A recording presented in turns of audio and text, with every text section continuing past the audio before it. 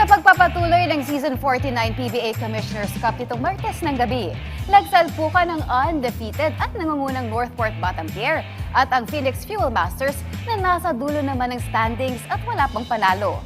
Tampok din kagabi ang bakbakan sa pagitan ng Converge Fiberxers at NLEX Road Warriors na nais gumawa ng ingay bilang contenders ngayong conference. Alin kayang mga koponan ang nagwagi? Yan ang malalaman natin sa ulat ni Rafael Banderel. Balik winners column ang Converge Fiberxers matapos dominahin ang NLEX Road Warriors 102-91 sa pagpapatuloy ng PBA Commissioner's Cup nitong Martes ng gabi sa Ninoy Aquino Stadium.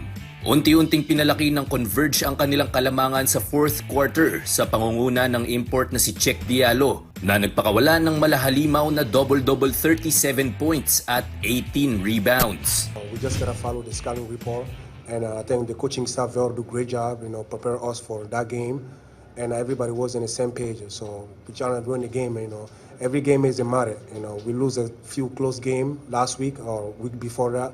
So we're trying to stay ready every time, The coaching staff will prepare us really good. And that's a team win, That's a team win.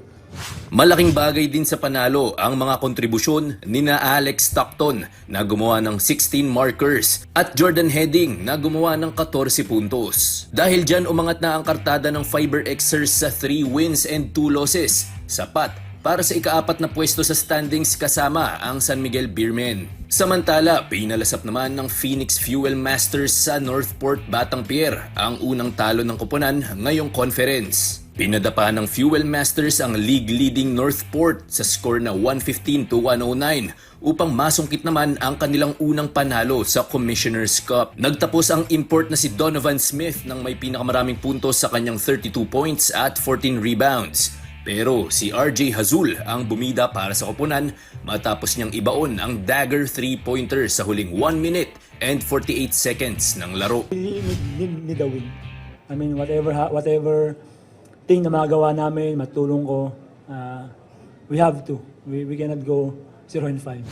Susunod na assignment ng Phoenix ang Converge sa larong idarao sa Miyerkules, December 19 sa Ninoy Aquino Stadium pa rin.